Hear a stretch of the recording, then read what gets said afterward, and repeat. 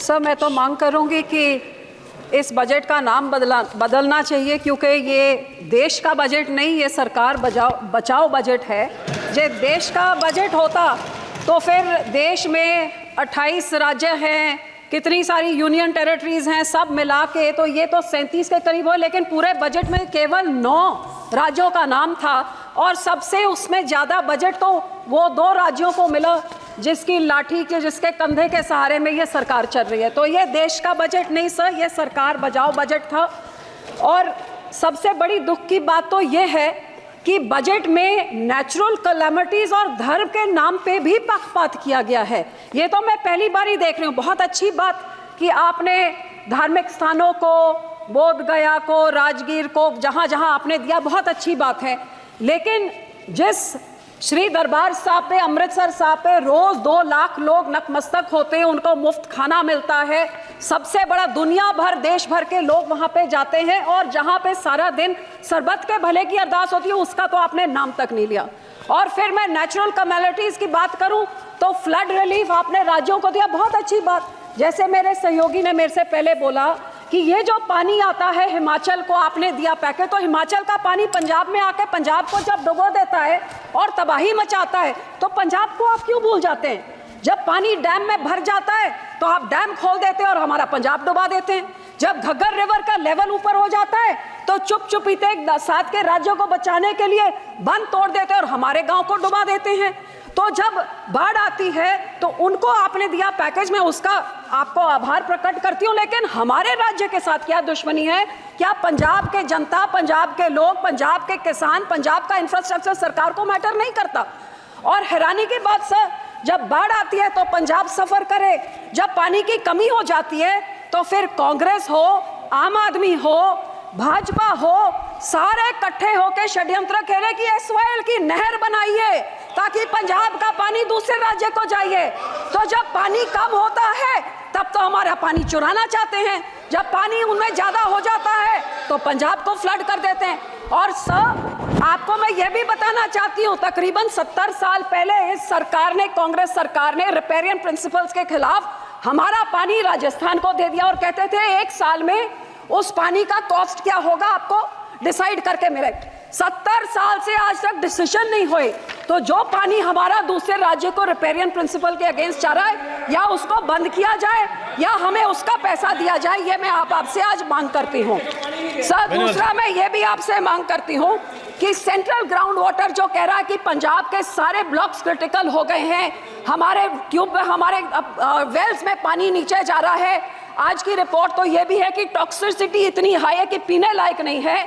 तो ये सर, हम लोग को तो मदद करनी चाहिए और इस पूरे बजट में मदद की बात दूर, हमारा नाम तक नहीं लिया गया। हमें डिमांड करती हूँ कि पंजाब को भी दिया जाए। दूसरी सर, मैं किसानों पे आना चाहती हूँ। 4 पिलर बोले थे, युवा, महिला, गरीब, किसान। किसानों को तो मैं बोलना नहीं चाहती, जो कितने किसान खुदकुशी कर चुके हैं, शहीद हो गए हैं, आज तक धरने में बैठे हुए हैं। लेकिन जो ये किसान हकी सरकार होती जो कहती थी 2022 तक हम किसान की आय दुगनी कर देंगे, तो मुझे इतना ही समझा दे कि 2022-23 में तो एग्रीकल्चर ग्रोथ 4.7 थी, तो फिर पिछले साल 1.4 क्यों रहेगी जिनकी पॉलिसीज इतनी अच्छी है?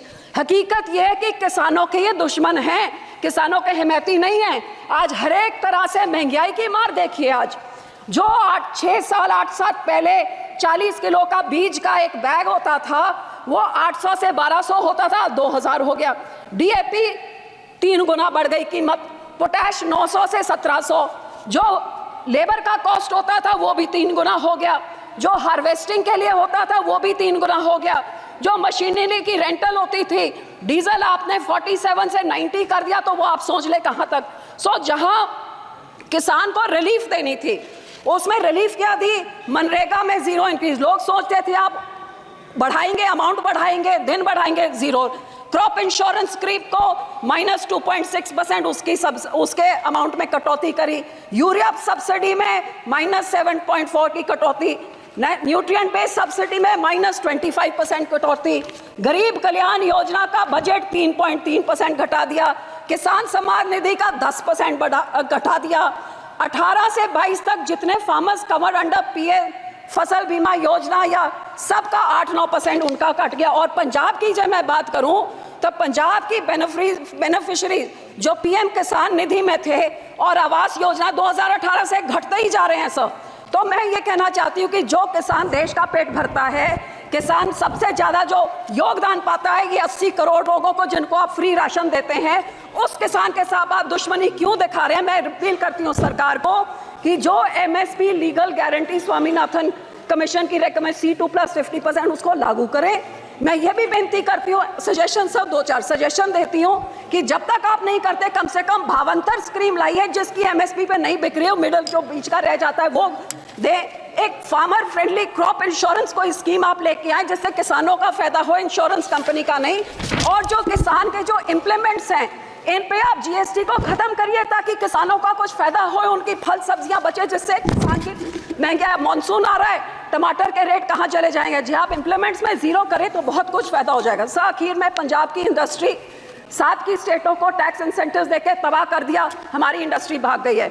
मैं सिर्फ इतनी बेनती करती हूँ कि एफएन साहब लुधियाने गए थे, वो मंत्री बनी बैठे हैं अब, वहाँ पे लुधियाने गए थे जहाँ पे उन्होंने एमएसएमई इंडस्ट्री को बोला था कि जो अमेंडमेंट 43B जिसमें मैंडेट किया जाता है कि 44 डेज में आप पेमेंट करिए, नहीं तो आपके जो टैक्स इंसेंटिव फोरफिट हो जाते हैं, वो इस बजट में उन्होंने नहीं किया। वो बहुत देख रही थी कि इंडस्ट्री करे। सर 2 मिनट, जो हमारी साइकिल इंडस्ट्री है, जो हमारी स्पोर्ट्स इक्विपमेंट इंडस्ट्री है, मैं आपको बेनती करती हूँ इंसेंटिव इंटरनेशनल बॉर्डर पाकिस्तान के साथ 2019 से हमारा वाघा बॉर्डर बंद कर दिया है, बहुत नुकसान हुआ है। ये बॉर्डर खोला जाए और हमारे राज्य को कोई टैक्स इंसेंटिव्स दिए जाए, साइकिल इंडस्ट्री को, स्पोर्ट इंडस्ट्री को बॉर्डर खोल के, ताकि हमारे इधर का व्यापार बढ़े और नौकरियां भी बढ़े। आखिर में सर मैं सिर्फ आपको यही कहना चाहूँगी, ये कांग्रेस पार्टी और आम आदमी पार्टी ने 10 सालों में पंजाब के खजाने को लूट के तबाह कर दिया है। हमारा यहाँ पे इतना ज़्यादा करोड़ 3.4 लाख करोड़ का कर्जा एक छोटे से राज्य पे चढ़ गया। जीएसडीपी रेशो 49% हो गया है। तो सर आप इनको सजा देने के लिए आप आरडीएफ रोक देते हैं, हेल्थ मिशन का रोक देते हैं, पर पंजाब के लोगों का क्या कसूर है? मैं आपको बेनती करती हूँ, जो हमारा पैसा है वो आप पैसा आप दीजिए।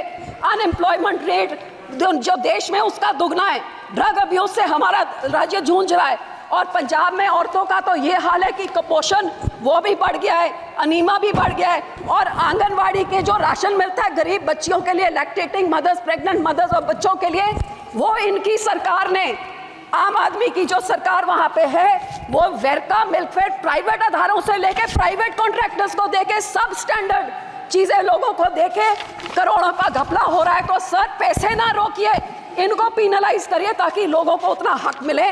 और सर आखिर में मैं यही कहूंगी कि सबसे highest population 32% SC population Punjab में है सर। सबसे बड़ा ग्रैनरी को योगदान पंजाब देता है। फ्रीडम स्ट्रगल में सबसे बड़ा योगदान हमने दिया। इस राज्य के मांगों को पूरी करके हमारे किसानों को हमारी चंडीगढ़ की राजधानी हमें दीजिए, हमारा पानी दूसरे राज्यों को जो आ रहा है उसको रोक के उसकी रॉयल्टी हमें दीजिए, नहीं तो वो सारे फैसले रिवोक करके हमारा पानी पंजाब पे रखिए। धन्यवाद जी, धन्यवाद करती हूँ। शुक्रिया।